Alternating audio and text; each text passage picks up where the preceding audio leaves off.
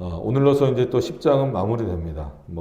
설교를 계속하면서 말씀드리는 것이지만, 장절은, 솔직히 큰 의미는 없어요. 그래서, 물론 이제 큰 주제로 나눠지기도 하지만, 예를 들어서 이제 8장, 9장 같은 경우는 헌금과 어떤 구제와 관련된 부분에 대한 말씀으로 이제 주제가 나눠질 수도 있죠. 그러나 전체 큰 의미에서 보면, 고린도서 자체, 고린도 전서도 아니고 고린도 후서도 아니고 그냥 고린도서 자체, 또 나가서 보면 성경 전체. 그래서 우리가 성경을 어떤 한 구절을 보실 때에도 우리는 오직 성경과 전체 성경이라는 어떤 그런 큰 분명한 기준. 왜 오직 성경 그리고 전체 성경에서밖에 없냐면 말씀하신 분이 하나님이시기 때문에 그렇습니다. 삼위일체 하나님으로서 신구약에 통일된 그런 내용으로서 전해지고 있기 때문에 성경은 성경으로서 해석하라라고 하는 어떤 그런 말씀이 단순히 교리적으로 딱딱하게 들려져서는 안 되고, 왜 그럼 그렇게 성경은 성경으로 해석해야 된다라고 표현할 수밖에 없냐면 말씀하신 하나님이 살아계시기 때문에 그렇습니다. 기록한 바울은 죽었지만 여전히 그 기록한 말씀을 통하여 역사하시고 자신의 뜻을 알리시는 하나님은 살아계시기 때문에 그렇습니다. 오늘도 마찬가지로 바울을 통하여 쓰게 하신 이 내용들, 그리고 어떻게 보면 지금 우리와 상관없어 보이는 고린도 교회와 관련된 내용들을 살펴볼 텐데, 그 안에서도 여전히 지금도 교회를 세우시고 역사하시고 인도하시는 하나님의 뜻과 또 하나님의 섭리와 하나님의 작정하심에 대한 그런 내용들을 확인하면서, 또한 이 땅에서 바울이 모범이 되겠지만 그럼에도 불구하고 어떻게 우리가 그리스도인으로 살아가야 할 것이며 또 어떻게 우리가 복음을 맡은 자로서 살아가야 할 것인가를 확인할 수 있는 그런 시간들이 됐으면 좋겠습니다. 우리 14절 내용부터 함께 살펴보시도록 하겠습니다. 우리가 너희에게 미치지 못할 자로서 스스로 지나쳐 나아간 것이 아니요. 이 표현은 뭐겠습니까? 고린도 교인들이 이렇게 생각하는 사람들이 있다는 게 문제인 거예요. 그러니까 바울이 왜 고린도 교회에게 편지를 보내고 심지어는 이렇게 대면하러 오기도 하고 고린도 교회를 어떤 세운 자로서 이렇게 권면하는 이유가, 마치 어떤 사람들에게 있어서는 바울이 도대체 무슨 권위로, 무슨 자격으로 이런 일을 하고 있는가에 대해서 의문을 품게 하고 의문을 품는 자들도 있습니다. 그래서 히스기야 시대에도 보면 거짓 선지자들이 뭐라고 표현합니까? 히스기야의 말을 듣지 말라라고 한다는 거죠. 그러니까 어느 시대나 거짓 선지자들은 참된 복음을 듣지 말라고 말하는 거예요. 그러면서 들고 나오는 게 그들의 권위 문제입니다. 지금도 마찬가지. 하나님을 보았느냐? 왜 성경이 66권으로 있어야 하느냐? 이런 어떤 면에서는 쉽게 대답할 수 없는 부분들, 솔직한 얘기로 믿음에 대한 내용, 그리고 하나님의 그 작정하심과 섭리의 역사를 알지 못하고 믿지 않는다면 어떤 면에서는 도저히 대답할 수 없는 그런 내용들을 우리들에게 역으로 질문하면서, 거봐, 너네는 대답할 수 없지. 너네는 그런 권위가 어디서 왔는지 너희 스스로도 객관성을 확보하지 못해. 이런 것들로 많이 공격을 하고 있음을 보게 됩니다. 이때도 마찬가지예요. 바울의 말을 고린도 교회가 전부 다 안 듣는다는 것이 아니라 여전히 고린도 교회에게 그리스도의 복음을 증거하고 있는 바울에게 그렇게 표현하는 거예요. 바울이 너네에게 온 것은, 바울은 너네에게 올 수 있는 그런 능력이 있는 사람이 아니야. 그런 권한이 있는 사람이 아니야. 그러니까 미치지 못할 자로서 스스로 지나쳐 갔다라는 거. 스스로. 다른 의지 없이 바울 스스로가 내가 갔다 이런 거예요. 그러니까 이렇게 말하면 어떤 권위가 없어지나요? 이때는 어쨌거나 유대교적 배경이 있으니까 하나님에 대한 인식은 다 있단 말이에요. 그럼 누가 하나님이 보내신 자인가에 대한 그 내용이 끊임없이 논쟁 가운데 있다라는 거죠. 그러면 누가 교회를 세웠는가가 지금 중요한 게 아니에요. 물론 그것도 어떤 의미에서는 중요하지만 어떤 자가 권위를 가지고 그곳에 있느냐가 어떻게 보면은 그 이후엔 더 중요한 문제가 됐었겠죠. 그리고 실제 지금 바울은 고린도 지역에 없고, 그러다 보니까 그 옆에서 많은 사람들이 바울의 어떤 그런 권위라든지 바울이 왜 자꾸 이런 편지를 보내는지에 대해서 의문을 품거나 아니면 그것에 대해서 반기를 드는 사람들도 있었다라고 하는 겁니다. 그래서 바울이 말하는 거예요. 그 내용이 들리니까 우리가 너희에게 못 갈 것이 아닌 자들이다라는 거예요. 충분히 갈 수 있다. 우리는 갈 수 있다. 왜? 그 권위를 누구로부터 인정받았기 때문에. 하나님으로부터 인정받았다라는 거예요. 너희가 아니라 너희가 나를 인정해주고 너희가 나를 받아줘서 내가 간 것이 아니라 하나님이 나를 너희에게, 우리를 너희에게 보내셨다라는 거예요. 그러면 생각해 보라는 거예요. 그래서 바울이 이제 그 뒷부분을 읽으면서 보겠습니다. 한 번 더 읽을게요. 우리가 너희에게 미치지 못할 자라서 스스로 지나쳐 나간 것이 아니요 그리스도의 복음으로 너희에게까지 이른 것이다. 내가 단순히 무슨 개인적인 감정이나 욕심이나 이런 것 때문에 너희에게 나간 것이 아니라 내가 너희에게 나아간 것은 그리스도 복음 때문이라는 거예요. 핵심적인 내용은 뭐냐면 세상의 어떤 가치보다도 나는 너희들에게 가장 좋은 가치를 줬다라는 거예요. 그게 뭐예요? 그리스도의 복음이라는 거예요. 누가 이 가치를 너희에게 전해줬느냐. 만약에 눈에 보이는 객관성을 따져보자라고 한다면 과연 나를 비방하는 자들이 너희에게 그리스도의 복음을 전했느냐라는. 아까 우리가 오늘 사도행전 4장 읽었지만 보세요. 거기 바리새인들, 사두개인들, 관원들 다 모여 있잖아요. 나름 어떤 사람들이에요? 자기네들 하나님 잘 섬긴다라는 사람. 근데 제자들이 예수 그리스도에 대해서 증거하니까 그거를 막으려고 하는 거예요. 그러면 백성들에게 있어서 사도행전을 기준으로 백성들에게 있어서 어떤 자들이 더 유익합니까? 눈에 보이기에는 다 하나님 하는 자들이에요.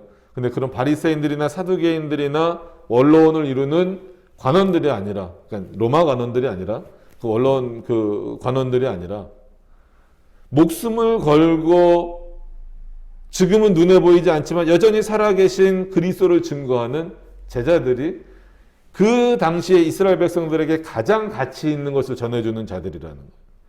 누가 보더라도 눈에 보이는 가치는 바리새인들이 주는 거예요. 그죠? 뭐 율법적이고 또 뭐 여러 가지 뭐 생활적인 면이나 윤리적인 면이나 이런 면에서. 그러나 진정한 가치는 제자들이 줬다라는 거예요. 그리스도를 증거하는 차원에서. 오늘도 마찬가지예요. 바울이 고린도 교회에게 준 게 뭐가 있을까요? 줄 수 있는 게. 눈에 보이는 건 줄 수 없어요. 솔직한 얘기로. 왜냐하면 물질을 따지더라도 바울이 많았겠어요? 고린도 지역이 많았겠어요? 몇 번 얘기할 수밖에 없고, 뭐 특히 고린도 전후서를 전할 때는 고린도의 배경을 얘기하면서 그들은 무역도시라는 것을 말할 수밖에 없단 말이에요. 그럼 물질적인 것으로 바울이 고린도 교회에게 뭘 도와줄 수도 없어요.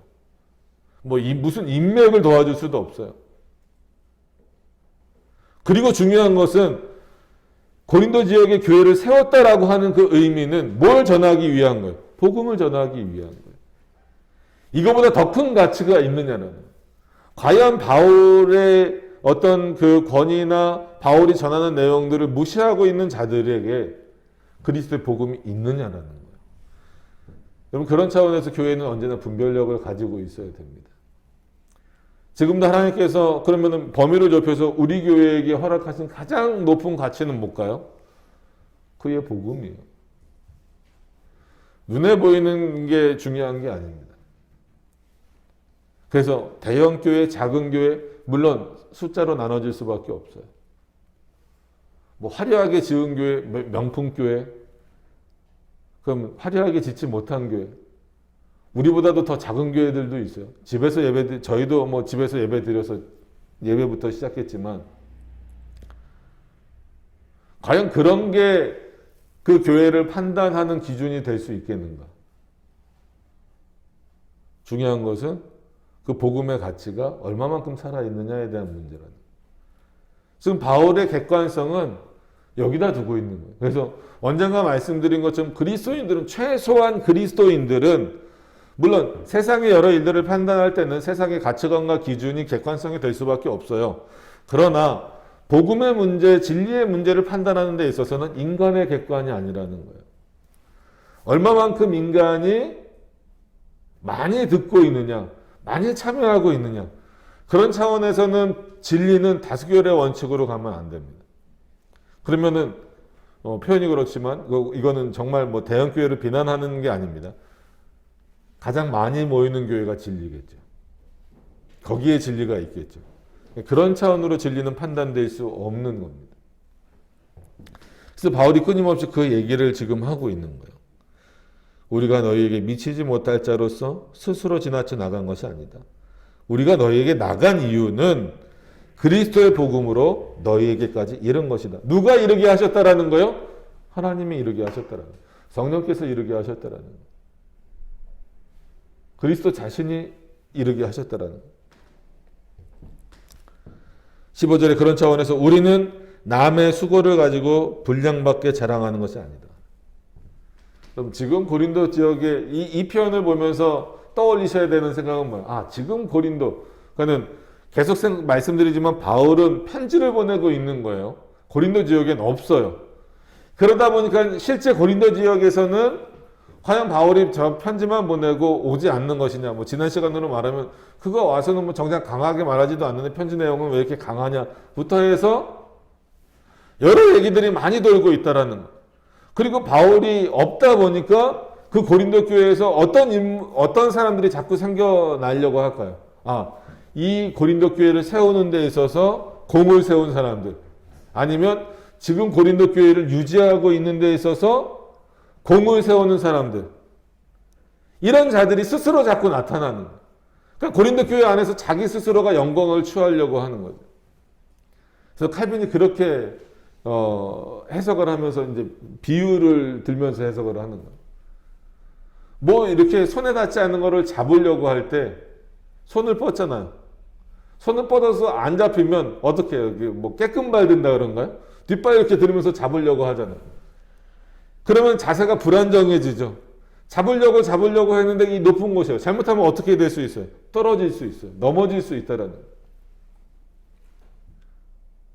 하나님께 돌려줘야 되는 영광을 인간이 취하려고 하는 순간에 인간은 그렇게 될 수밖에 없다는 거예요. 잡을 수 없는 것을 계속 잡으려고 높이 올라가려고 하고 뛰려고 하고 발꿈치를 들려고 하는 이런 일들이 벌어지면서 결국은 자기 스스로가 무너져 내릴 수밖에 없다라는 겁니다. 여러분, 우리는 하나님께 돌려질 영광을 우리가 취할 수 있는 존재가 아니에요. 바울도 영광을 받기 위해서 고린도 지역에 간 것도 아니고 고린도 지역에 편지를 보내는 것도 아니라는 거예요. 바울은 그 영광 자체에 관심이 없어요. 왜 인간 스스로가 영광을 취하려고 합니까? 그 영광은 오직 누구에게만? 하나님께만 돌리는 거예요. 바울은 물론 고린도 교인들에게 인정받으려고 했어요. 무엇으로 인정받으려고 했나요? 나를 높여달라는 그런 인정이 아니라는 거예요. 나 바울을 좀 알아달라. 내가 얼마나 열심히 일하는지, 내가 정말 목숨을 걸면서도 너희들에게 복음을 증거하지 않느냐, 이런 거를 인정해달라는 게 아니에요. 어떤 차원으로서 인정해달라는 거예요? 복음을 전하는 자로서 인정해달라는 거예요. 지금 목회자들도 마찬가지고, 저도 여러분들에게 물론 하나님께 인정받는 건 당연한 거고, 여러분들에게 인정을 받아야 되는 가장 궁극적인 이유는 뭘까요? 말씀은 전하는 자로서의 인정이라는 거예요. 다른 영광이 아니고, 그 영광은 아무리 쫓아가봤자 인간을 넘어뜨리는 것밖에 될 수 없다는 거예요. 근데 지금 어떤 의미에서 보면 고린도 교회를 세우는데 아무런 노력도 하지 않는 자들이 15절에 있는 것처럼 남의 수고를 가지고 분량받게, 그러니까 자기 분량이 아닌 거죠. 그렇게 자랑하는 자들이 있는데 우리는 그렇지 않다. 우리는 남의 수고를 가지고 분량받게, 우리 분량받게 자랑하려고 하는 것이 아니다. 보통 성경에서 인간의 자랑은 부정적인 의미로 많이 쓰여집니다. 그러나 오늘은 그거를 조금 다르게 이해하시면 좋을 것 같아요. 자랑하는 것이 아니라 오직 너희 믿음이 더할수록 우리의 한계를 따라 너희 가운데서 더욱 위대하여지기를 바라노라. 그래서 바울이 기대하고 있는 것은 뭐냐면 오직 너희 믿음이 더할수록 그 믿음의 성장이 있기를 원한다는 거예요. 그들은 바울을 비난하는 자들은 자기 스스로가 영광을 취하기 위하여서 공로를 인정받기 위하여서 애쓰고 있지만 우리가 원하는 것 정말 그리스도의 복음을 들고 갔던 바울 나 자신이 원하는 것 너희들에게 원하는 것은 뭐냐면 너희의 믿음이 성장했으면 좋겠다라는 것. 그런 믿음이 성장하는 것으로 말미암아서 우리의 한계를 따른다는 건 뭐예요? 바울은 이게 참 중요한 의미예요. 여러분 바울이 신입니까? 아니잖아요.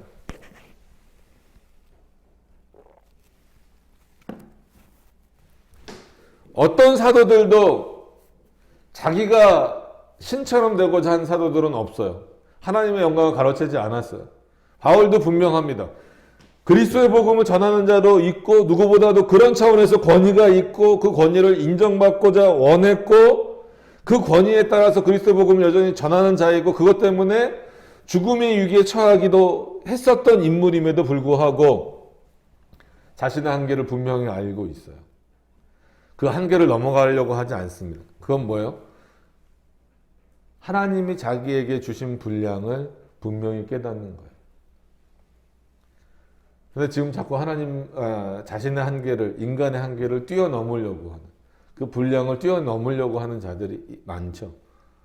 목회자들도 그렇고, 성도들도 그렇고, 구분 없이 그리스도인들 자체가 지금은 자꾸 마치 내가 할 수 없는 일을, 그리고 나에게 허락되어지지 않은 일들을 마치 내가 하는 것처럼 표현하고 있는 경우가 많아요. 그러니까 인간의 공로를 은연중에 말할 수밖에 없게 되는 거죠. 내가 뭐 했다. 내가 뭐 했다. 내가 뭐 할 수 있다. 아무것도 없다라는 거예요. 오늘 바울은 어떻게 보면 그들에게 있어서 가장 좋은 것을 주고 있는 복음을 전하는 자임에도 불구하고 너희의 믿음이 더할수록 우리의 한계를 따라서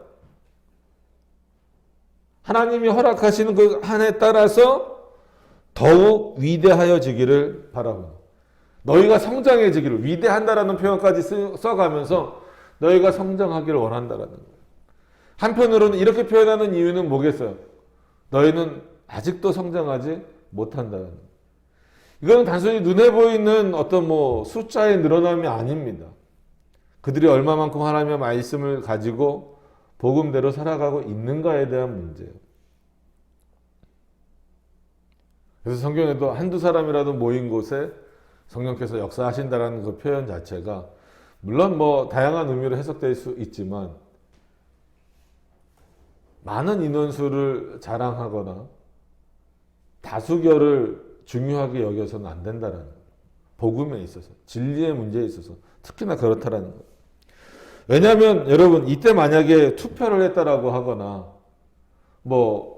여러 가지 방법이 있죠. 거수를 하거나 무기명 투표를 했다라고 하면 바울 편이 많을까요? 바울의 반대편이 많을까요? 물론 확실하게 뭐가 많다라고 단정짓기는 없지만 그렇게 판단할 수는 없습니다. 만약에 우리가 무슨 투표를 하듯이 자, 예정론에 대해서 투표합시다. 이게 여러분들 생각에 성경에 옳은 건지 그른 건지 투표합시다. 이것도 잘못된 거지만 그죠? 너희가 생각할 때 우리가 생각할 때 예정론은 옳은 겁니다. 틀린 겁니다. 한번 투표해 봅시다. 이럴 수 있냐는 거예요. 근데 지금 마치 그와 같은 일들이 우리 안에서 수도 없이 많이 벌어지는 거예요. 실제 그걸 갖고 투표를 했다 이런 말씀을 드리는 것이 아니라 진리의 문제를 하나님께 맡겨두는 것이 아니라 뭐예요? 하나님으로부터 자기로 끌고 내려오는 거예요.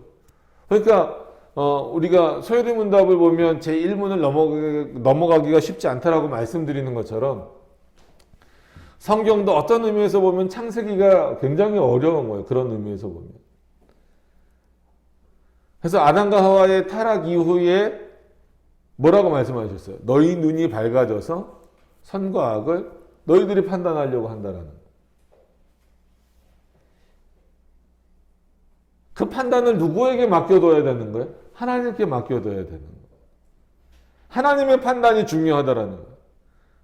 근데 어떤 면에서는 지금이 아니고 조금 옛날도 아니고 타락한 이후부터는 그 판단을 누가 하려고 하는 거예요? 아담 하와 스스로가 하려고 하는 거예요. 그러니까 뭐 꼭 첫 번째는 아니지만 뭐예요? 벗은 몸을 보고 부끄러워서 나뭇가지로 옷을 해 입잖아요. 여태까지는 그게 부끄러움이 아니었어요. 어떤 의미인지 아시겠죠? 그게 죄악도 아니었어요. 근데 그게 인간의 기준이 돼버린 거예요. 그런 어떤 판단의 기준으로 이제 선과 악을 자기네들이 판단하기 시작한 거예요. 인간이 판단하기 시작한 거예요. 그 결과 복음에 대한 성장, 복음에 대한 내용들도 잘 듣지 못하는 거예요.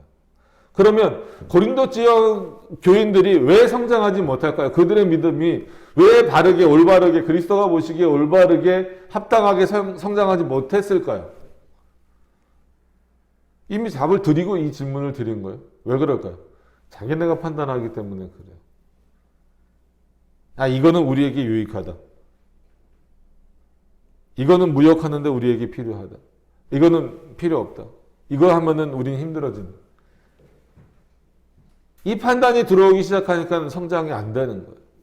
그래서 바울이 뭐라고 말하냐면 여러분 이 17절을 보시면 그렇게 말합니다. 아니죠. 16절을 우리가 안 읽었죠. 죄송합니다. 16절에 보시면 이는 남의 한계 안에 예비한 것으로 자랑하지 말라 하는 것. 꾸중하는 거예요. 꾸중. 그 이어서 보시면 너희 지경을 넘어 복음을 전하려 함이라. 바울에 마치 그 염원이 담겨져 있는 거예요.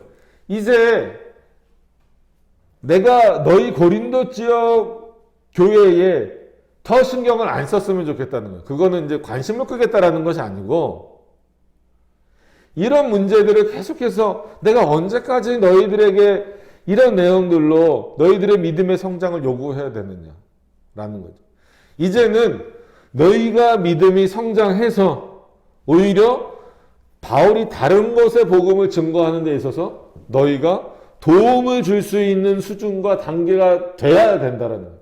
됐어야 한다라는 거예요.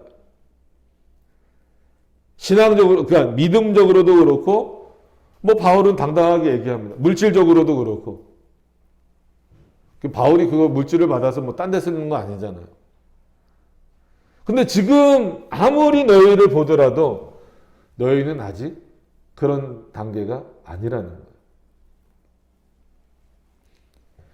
그래서 16절 시작이 이거잖아. 이는 남의 한계 안에 예비한 것으로 자랑하지 말라는 거예요.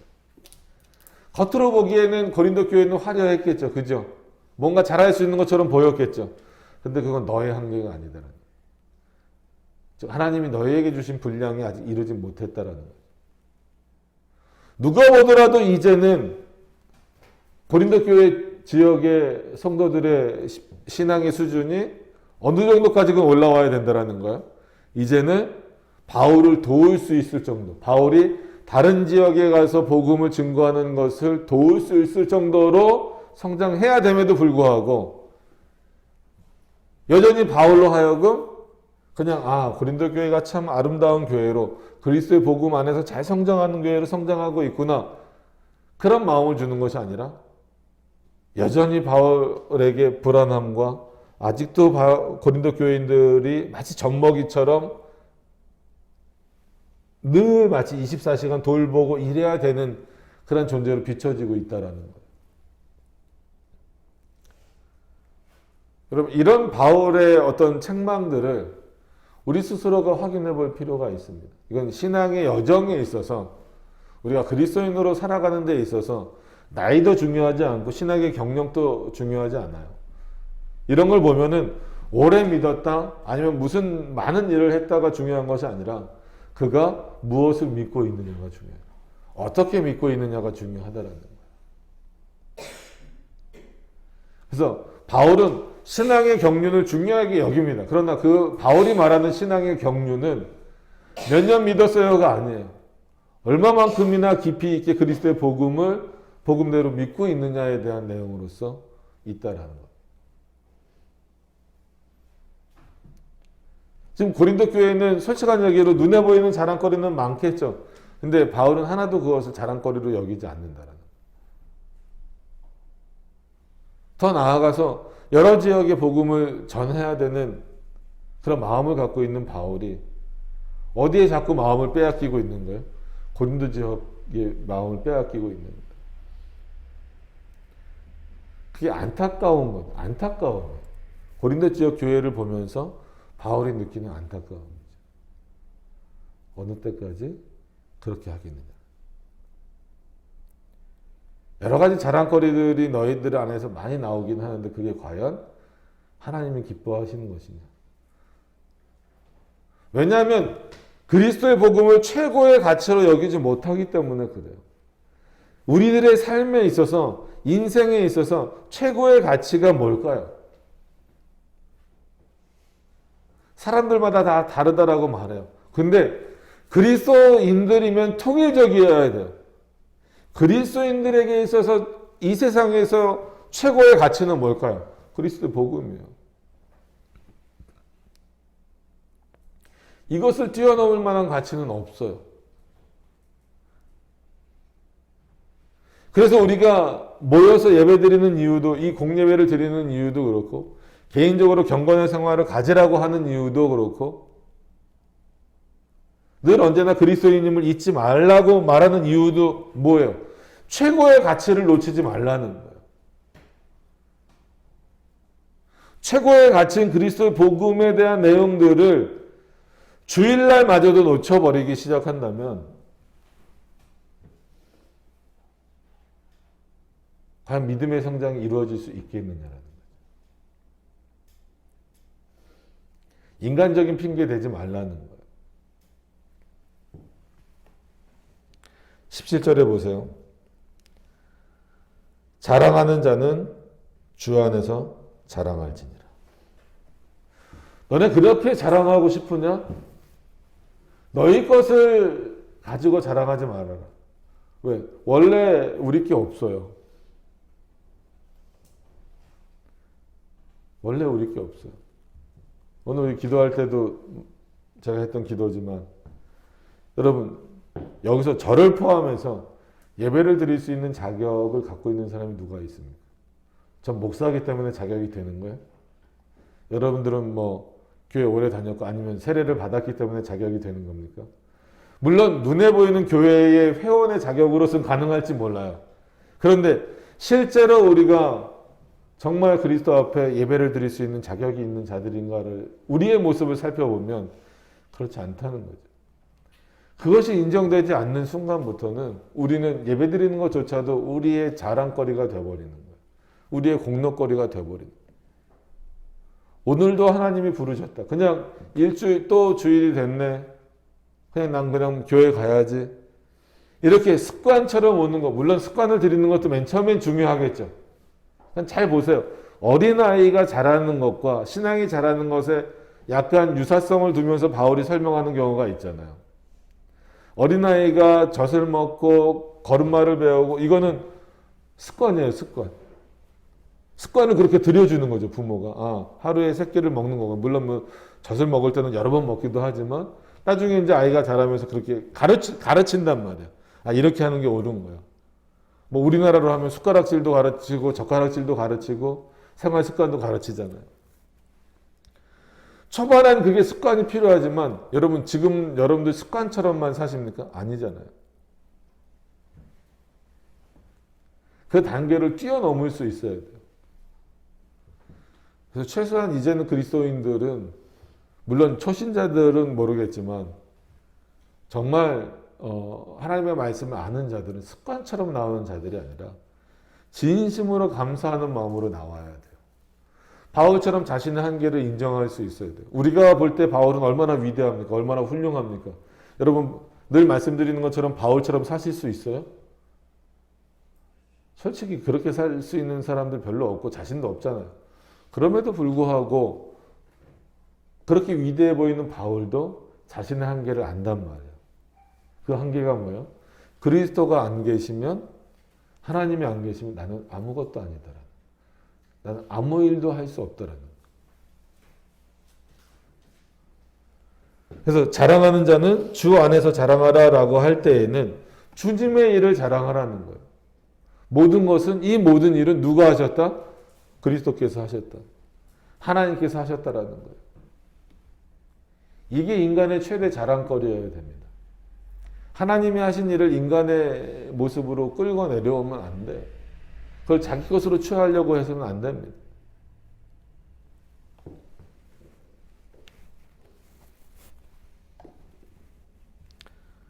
(18절의) 내용에 보면 옳다 인정함을 받는 자는, 자, 옳다 인정함을 받는다라는 의미가 뭘까요? 여기서 바울이 말하고자 하는 것은, 이 옳다 인정함은 누구에게 받아야 됩니까? 하나님께 받아야 돼요. 너희끼리 서로 받으려고 하지 말라는 거예요.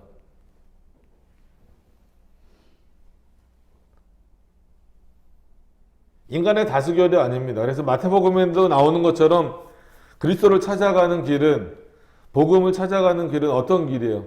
좁은 길. 그걸 순례의 길이라고 말하면 안 됩니다. 거기서 말할 때의 진리를 찾는다라고 하는 그 길은 좁은 길. 수많은 사람들은 넓은 길로 가지만 거기는 사망의 길이고, 좁고 협착하여서 아무도 가지 않는 것처럼 보이는 그 좁은 길, 거기에 생명의 길, 진리의 길이 있다라는. 어디서 옳다함을 인정함을 받길 원하시냐는, 세상으로부터 옳다 인정함을 받기 원하신다라고 한다면 기독교는 그때부터 무너질 수밖에 없습니다. 세상의 문화 앞에, 세상의 어떤 가치관들 앞에, 세상의 윤리적 그런 내용들 앞에 교회는 무너질 수밖에 없어요. 진리는 무너질 수밖에 없어요. 근데 수많은 사람들이 세상에서의 옳다함을, 즉 세상에서의 인정을 받길 원하는 거예요. 하나님께 대한 인정이 아니고. 그래서 옳다 인정함을 받는 자는 자기를 칭찬하는 자가 아니라는 거예요. 아, 난 잘했어. 난 이 정도 했으니까 인정받아도 돼. 이럴 수 있는 자가 아니라는 겁니다. 근데 솔직하게 은연중에 우리 안에 그런 마음들이 있어요. 그런 마음들을 뽑아내지 않으면 안 됩니다. 그럼 옳다 그르다는 솔직히 뭡니까? 재판에 대한 내용이 있는 거잖아요. 어떤 판결에 대한 내용. 이거는 옳은 거야. 이거는 그른 거야. 마치 어떤 그 심판과 관련된. 그래서 우리가 옳다 인정함을 받는 그 내용은 결국 하나님이 심판하심이라는. 그냥 뭐 자꾸 심판 그러면 우리는 그냥 막 최후 심판만 생각하는데 그렇지 않아요. 그 하나님의 심판이라는 것은 결국은 누구의 판단이에요? 하나님의 판단이라는 거예요. 판단하실 수 있는 분은 누구밖에 없다라는 것을 인정하는 거예요. 하나님밖에 없다라고 하는 것을 인정하는 거예요. 근데 솔직한 얘기로 자꾸 지금도 사람들이 이렇게 말한다라고 가잖아요. 요번에는 다음 주일이 이제 종교개혁 기념일이 주일이 돼버렸죠. 그래서 뭐 저희는 종교개혁 기념 주일 뭐 이런 표현을 쓰지는 않습니다. 그러나 10월 31일이 이제 또 다가오죠. 그래서 우리는 그 날에 이제 종교개혁 기념일로 뭐 지킨다기보다도 이제 생각을 하면서 종교개혁이 어떤 의미로 이루어졌는가. 그럼 종교개혁을 생각해 볼 때도 여러분 옳다 인정함을 받았습니까? 루터가 인정을 받았습니까? 칼빈이 인정을 받았습니까? 잘 아시는 쯔빙글리가 인정을 받았습니까? 사람들에게. 아니잖아요. 어떤 의미에서 그들을 인정한 분은 누구밖에 없어요? 하나님뿐이 없어요. 물론 그 주변에 사람들이 있었지만, 그 개혁에 동참한 사람들이 있었지만, 누구에게 옳다 인정함을 받은 종교개혁이요? 하나님께 인정받은 거예요. 그래서 또 말씀드리지만 루터가 만약에 세상의 인정함을 받았다라고 한다면 종교 재판에 쓸 이유도 없죠. 그죠? 근데 그가 종교 재판 심판대 앞에 서서 뭐라고 말해요? 나는 홀로 서 있다. 그 의미 아니야. 물론 그 뒤에 하나님만이 나를 도우시는 분이다라고 하는 중요한 표현이 있지만 나는 홀로 서 있다의 모든 의미가 다 담겨져 있는 거예요. 이 개혁하고자 하는 이 내용 자체는 사람의 옳다함을 받고자 하는 내용이 아니라는 거예요. 복음은 그런 겁니다. 세상 사람들에게 이것을 어떻게 옳다함을 받으려고 하겠어요? 근데 지금 교회 분위기들을 보세요. 누구에게 인정받으려고 합니까? 사람에게 인정받으려고 해요. 어떻게 하면 더 많이 올까를 생각하는 거예요. 왜 많이 와야 되냐는 거예요. 단순히 우리 교회 인원이 적어서 하는 얘기가 아닙니다. 왜 많이 와야 될까요? 묻고 싶어요. 왜 많이 와야 될까요?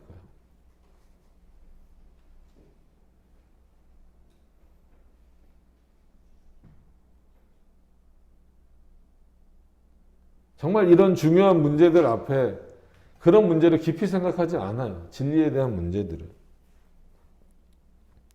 왜냐하면 오늘도 보세요.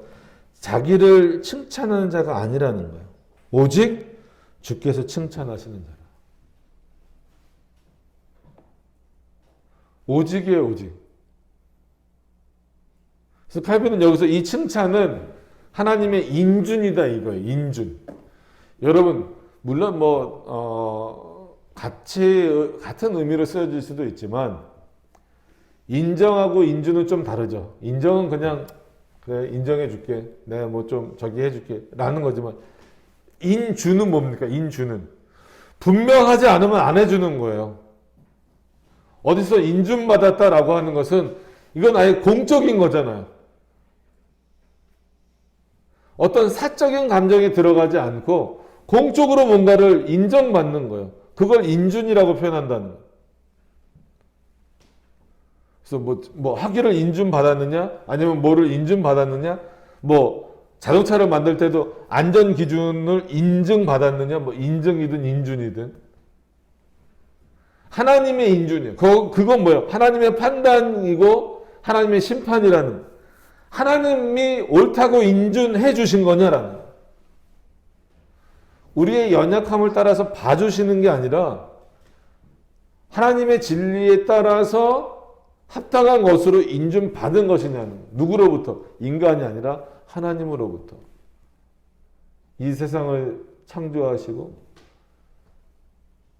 그리스도를 통하여 교회를 세우신 그 하나님께서 인준하신 것이냐. 그 인준되어진 것만으로 하나님을 찬양하라는 거예요. 그리고 너희는 자랑하라는 거예요. 그것이 너희 서로의 칭찬거리가 되어야 한다라는 거예요. 근데 사람은 솔직한 얘기로 그렇지 않아요. 사람에게 인정받고 싶어 하죠. 사람에게 인준받고 싶어 하죠. 그리고 최소한 진리의 문제는 사람에게 물어보는 게 아닙니다. 하나님의 말씀이 뭐라고 말하느냐가 중요합니다. 뭐 인간의 객관성을 전혀 무시할 수는 없겠죠. 그러다 보면 뭐 예를 들어서 종교개혁의 정통성이나 역사성이나 이런 게 다 무너질 수 있습니다. 자칫 또 잘못 이해하면. 그 역사 가운데에서 끊임없이 하나님이 그런 인물들이나 어떤 사건들이나 어떤 뭐 모임이나 그러니까 뭐 웨스트민스터 회의라든지 도르트 회의라든지 이런 것들을 통하여서 하나님이 끊임없이 자신의 말씀을 인정해 주시고 인준해 주시는 이런 내용들은 우리가 객관성으로 분명히 받아들여야 되죠. 그것까지 다 무너뜨리라는 말씀은 절대 아닙니다. 오히려 그것을 더 그런 내용들을 통하여 더 분명히 할 수 있는 것은 뭐냐면 하나님의 인정이에요.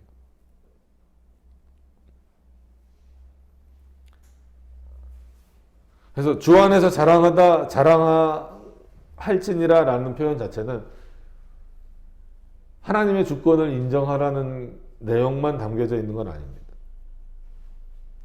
하나님께 인준받은 것만 자랑하라는 거예요. 그것을 지키기 위해서 애쓰고 심지어는 목숨도 걸라는 거예요. 오늘 읽었던 사도행전에서도 뭐라고 표현합니까? 베드로랑 그 사도들을 몇 번씩 부르잖아요. 불러서 뭐라 그래요? 그리스도의 이름을 전하지 말아라. 전하지 말아라. 근데 수긍을 합니까? 안 하잖아요. 왜 안 합니까? 예수 그리스도를 증거하는 것이 누가 인정하신 거기 때문에, 하나님이 인정하신 거기 때문에. 너희들이 아무리 말해도 우린 그거를 들을 수 없다라는 거예요. 진리는 그런 겁니다. 여러분, 사도들이 세상에서 옳다함을 인정받았다라고 한다면 순교를 당할 게 있어요? 그러지 않겠죠.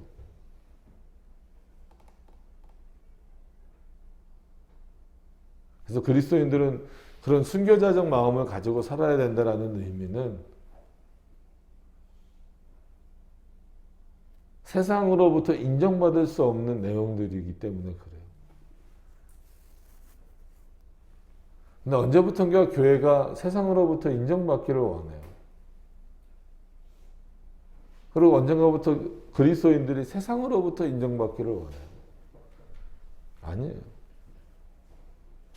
그러니까 세상이 긍정적인 측면으로 인정해 주는 어떤 그런 필요성도 있을 수 있겠지만 중요한 것은 하나님께 인정받아야 된다는 거예요. 칼빈의 표현으로 하나님으로부터 인준을 받아야 된다. 옳고 그름의 판단을 하나님께만 맡겨두는 일이에요. 근데 그런 일을 하는 데 있어서 하나님에 대한 지식 없이 가능하겠느냐는 거예요. 믿음 없이 가능하겠나요? 그럼 그 믿음의 내용을 구성하는 게 결국은 뭘까요? 하나님을 아는 지식 이외에는 없다는 거예요. 그래서 진리를 탐구하지 않고는, 진리를 공부하지 않고는 뭐가 옳은지 분별할 능력도 없습니다. 다시 말씀드리지만 고린도 지역 교인들에게 바울이 말하고 있는 내용은 진리에 대한 탐구가 부족하다는 거예요. 그러니까 자랑은 하는데 그리스도를 자랑하는 것이 아니고, 기뻐하는데 복음 때문에 기뻐하는 것이 아니고, 어떻게 해서든 세상에서 인정받아 보려고 하는 그 인정만 중요하게 여기고 있다는 거예요.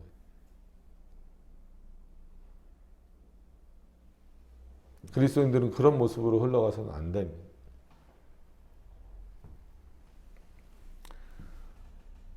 오늘 말씀을 정리하면서 10장 전체를 정리하면 바울이 끊임없이 10장에서 말한 내용이 뭡니까? 어떤 의미에서 보면 하나님의 말씀대로 살라는 거죠. 물론 뭐 10장뿐만이 아니라 모든 말씀이 다 그렇지만, 그러나 10장에서 더 강조했던 내용은 뭐냐면 고린도 교회가 흔들리지 않았으면 좋겠다라는 거예요. 그들을 좌로나 우로나 치우치게 하는 자들의 말을 듣는 것이 아니라 여전히 살아계신 누구의 말씀, 하나님의 말씀을 듣고 그 말씀 안에서 흔들리지 말라는 거예요. 그건 어느 시대나 마찬가지죠. 지금도 마찬가지입니다. 사람들의 말을 듣고 흔들리는 신앙이 아니라 하나님의 말씀 앞에 굳건히 서가는 신앙이 중요합니다. 그 안에 자기 부인도 있는 것이고 자기 부정도 있는 것이고 하나님만 인정한다라는 것이, 주 안에서만 자랑한다. 여러분 한번 곱씹어 보세요. 이게 결코 쉬운 일인가? 사람은 그렇게 되질 않아요.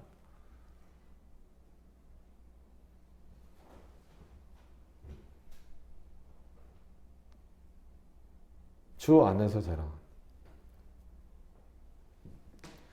그러니까 자랑의 주체가 내가 될 수 없는 거예요. 오직 하나님만 되실 수밖에 없는 거예요.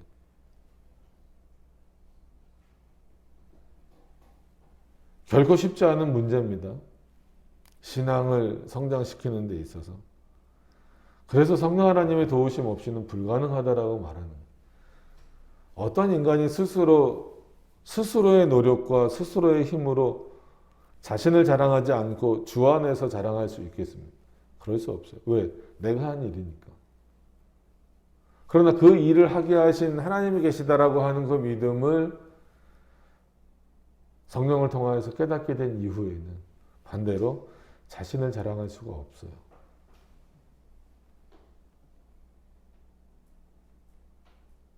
정말 성령께서 그 안에 충만히 역사하시는 자의 증거, 막 우리는 그거 찾잖아요. 누가 성령이 역사하시는 자인가?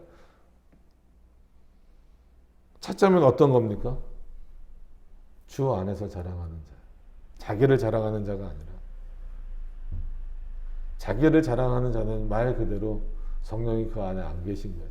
역사하시지 않는 거죠. 그건 참 불행한 인생입니다. 성령께서 역사하시지 않는다. 그건 불행한 거죠. 성령의 역사를 모른다? 그것도 불행한 거예요.